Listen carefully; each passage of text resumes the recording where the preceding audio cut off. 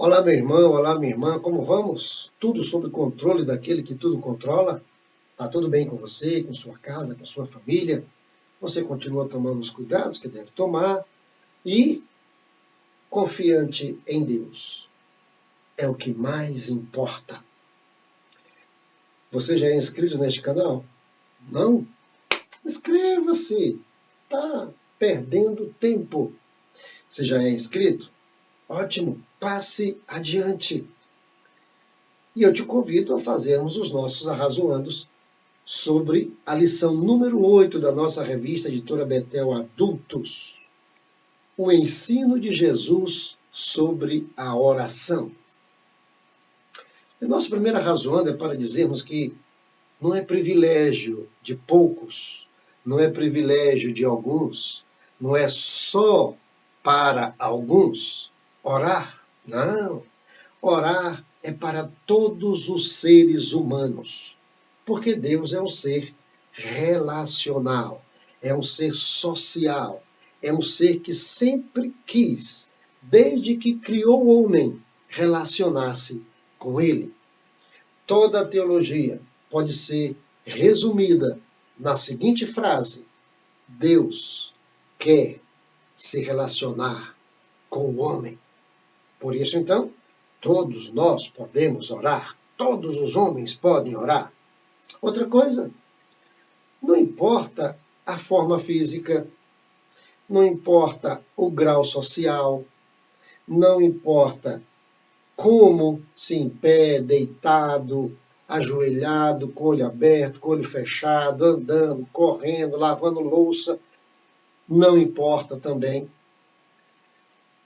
O que importa é a atitude no interior da pessoa que ora.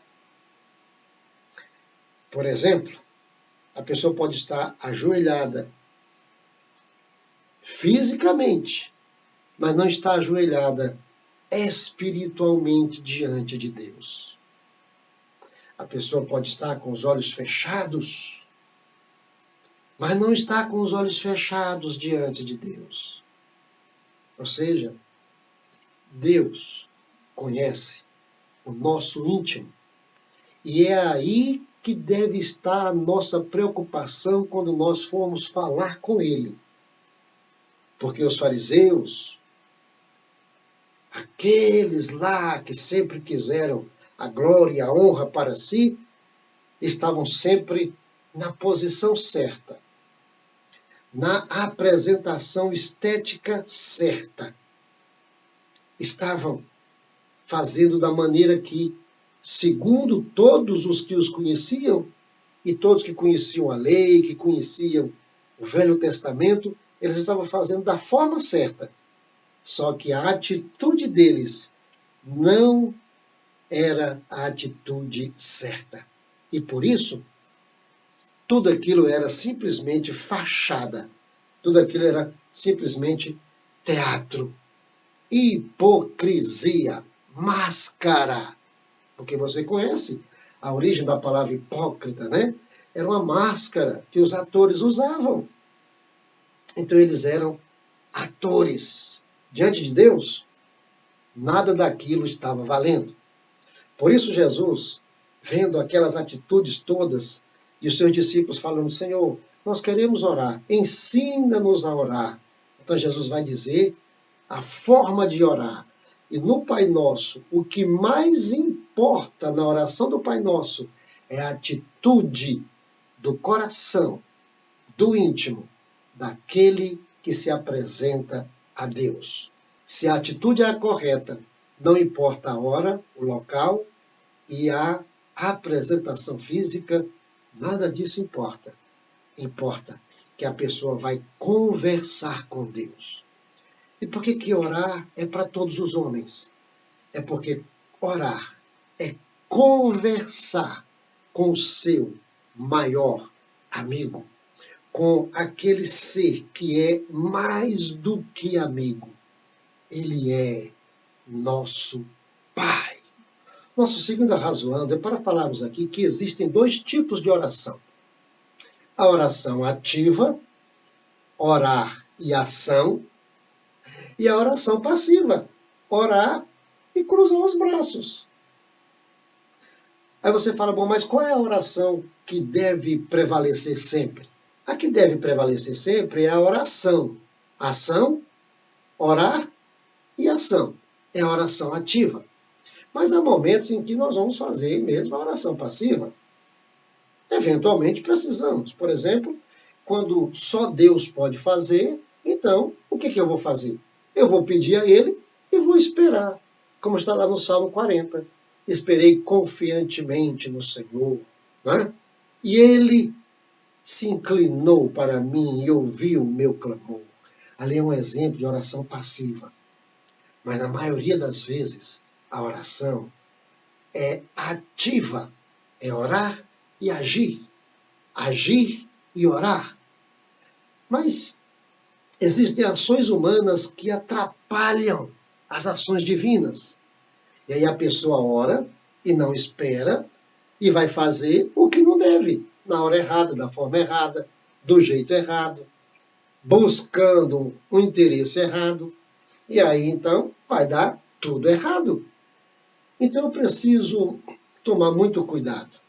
No mais das vezes, nós oramos e agimos. Agora, agimos para ajudar Deus ou para atrapalhar Deus? Lembra-se de Abraão, esperando um filho? E ele quis ajudar Deus, não foi? Envolvendo-se com Agar. E ele ajudou? Você sabe que não. Foi um atraso na vida dele, na vida de Agar, na vida de Ismael, na vida de Isaac, na vida de Sara. E na nossa vida até hoje. Porque lá é que aconteceu, lá é que começou tudo entre árabes e judeus. Porque Ismael é o pai dos árabes. Então só no milênio que isso vai ter solução. Olha aí que problemão. Eu posso ajudar Deus? Claro que eu posso. E uma das formas de eu ajudar a Deus, primeiro, é orando como Jesus ensinou. Seja feita a tua vontade e não a minha. Venha o teu reino, que o teu reino prevaleça, que o teu reino seja visto, que a tua glória resplandeça. Desta forma eu vou orar e agir. E as minhas ações contribuirão para que Deus seja glorificado e louvado, e não para que a minha vontade seja feita na hora que eu quero que ela seja feita, do jeito que eu quero que ela seja feita. Isso é atraso. Isso é problema para Deus resolver na hora ou depois e não ajuda. No Salmo 100, nós temos lá: celebrai com júbilo ao Senhor todos os moradores da terra, apresentai-vos a Ele com cântico. Mas há uma observação lá, dentre outras: sabei que o Senhor é Deus. Então, todos podemos orar, a qualquer hora, a qualquer momento, em qualquer posição corporal. Mas eu tenho que saber com quem eu estou falando. Sabei que o Senhor é Deus. Você não está falando com qualquer um. Eu não estou falando com qualquer um. Por isso há muita gente se estrumbicando. Esta é a palavra horrorosa. Se dando mal. Porque querem dar ordens a Deus. Querem impor sua vontade sobre a vontade de Deus. Querem pressionar Deus, colocá-lo contra a parede, exigir dele, forçar a barra em cima dele. Sabei que o Senhor é Deus. Pai nosso que estás no céu. Ele está no céu. E não é neste céu poluído aqui, não, nessa atmosfera poluída. É no céu dos céus. O apóstolo Paulo falou que teve uma revelação e foi até o terceiro céu. Mas há quantos céus? Eu sei que Deus está no mais sublime do mais sublime céu. E eu estou na terra poluída, pecaminosa, destruída, se acabando. Ele é Deus, eu sou humano, eu sou um ser falível, ele é eterno, infalível. Eu sou criatura e ele é criador. Eu vou falar com ele, vou, mas eu preciso saber com quem estou me relacionando. Ele é, eu não sou. Ele pode, eu não posso. Ele é tudo, eu sou nada. Pai nosso que estais nos céus.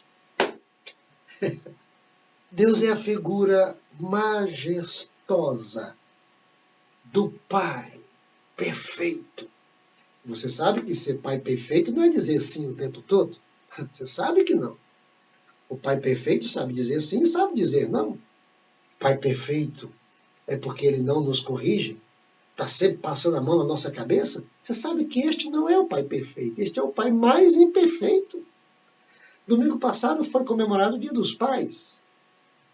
Deus é o Pai eterno, exemplo para todos os pais.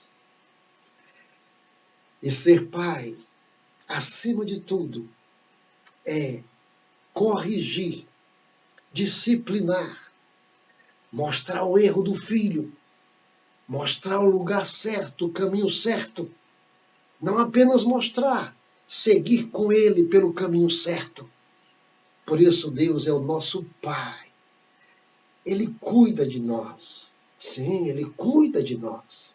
Ele nos ama, sim, ele nos ama. Ele nos ajuda, sim, ele nos ajuda. Mas ele corrige, disciplina, porque ele é Pai. Por isso que o escritor aos Hebreus vai dizer, se nós somos disciplinados por Deus,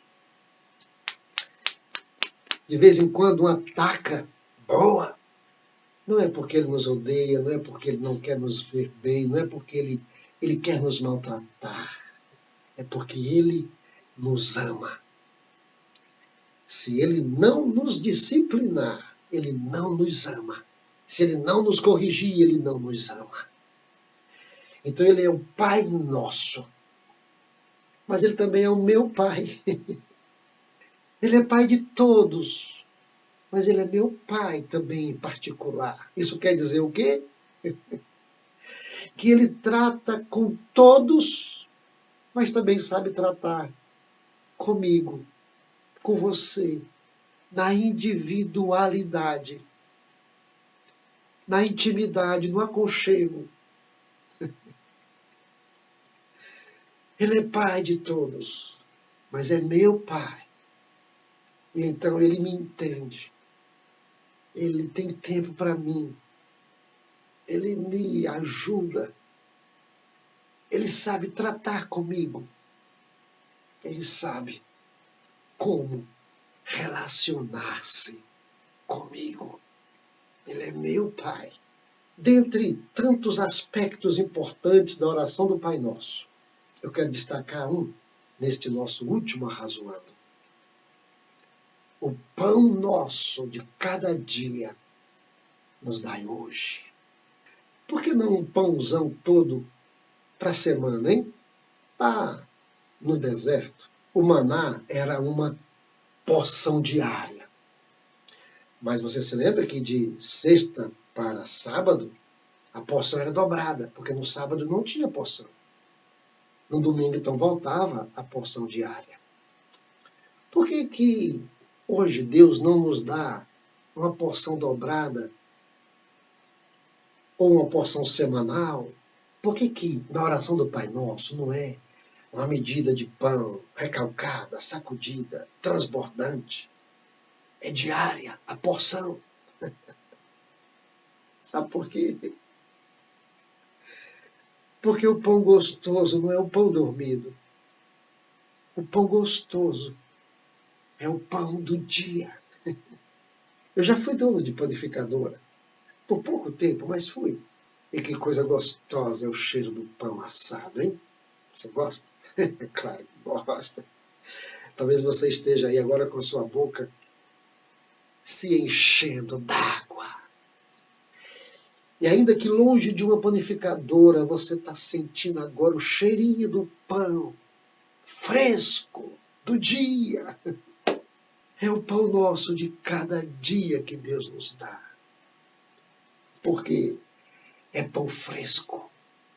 É pão feito na padaria celestial.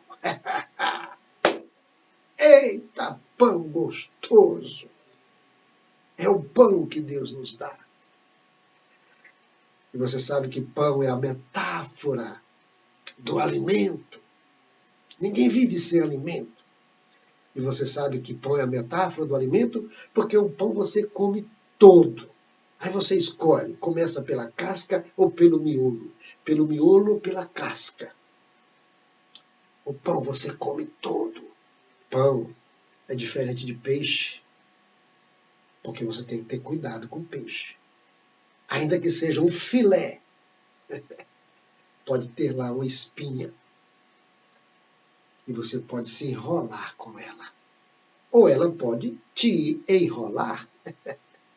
O pão também é diário para que eu não entre em ansiedade excessiva.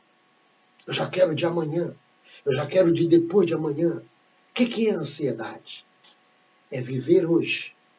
O que pode ser que vai acontecer amanhã, depois de amanhã, semana seguinte. E quanto maior a ansiedade, mais eu sinto hoje o que vai acontecer mês que vem. Não é o que vai acontecer, é o que pode acontecer mês que vem, ano que vem. É lógico que ser ansioso para alguns perfis é normal. Conheço muita gente ansiosa, agitadamente ansiosa. Outros não. Eu, por exemplo, não sou ansioso. Eu não sou, mas eu conheço gente ansiosa. Há um nível de ansiedade que é normal. Porque nós não vivemos apenas do passado.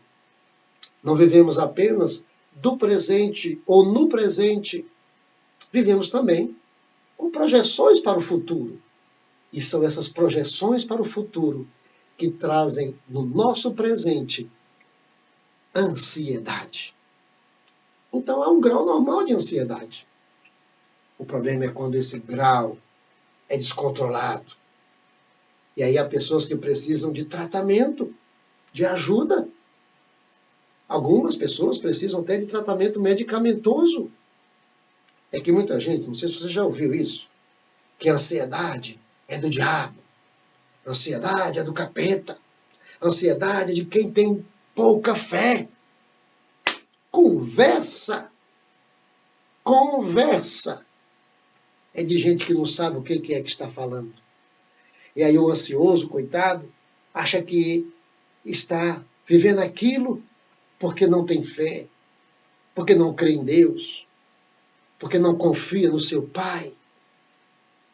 Repito, ansiedade fora do controle precisa de tratamento. E aí nós temos os profissionais da ajuda, psicólogos, psiquiatras, pedagogos, conselheiros. Então, se você precisa disso, procure isso, meu irmão. Não há nenhum problema nisso, não. Por mais que alguém ainda tenha preconceito em relação a isso, o problema é dele, é do preconceituoso. Vá atrás de ajuda. Busque controlar essa ansiedade. Também na oração posso lançar sobre Deus toda a minha ansiedade. E aí, você que é ansioso, ore mais. Ore mais, chore mais aos pés do Senhor. Você vai ver que esta ansiedade vai diminuir. Mas se ela ainda estiver descontrolada, busque ajuda. O certo é que Deus nos dá o pão de cada dia. Porque Ele vai dizer também, no Sermão da Montanha, que basta a cada dia o seu próprio mal. Então não antecipe males dos dias vindouros. Vivamos dia após dia, confiantes no Senhor, no nosso Pai, que nos dá o pão nosso de cada dia. Que Deus te guarde, que Deus te ajude. Que Deus me guarde, que Deus me ajude. E até os nossos próximos Arrazoandos EBD Betel. Querendo Deus.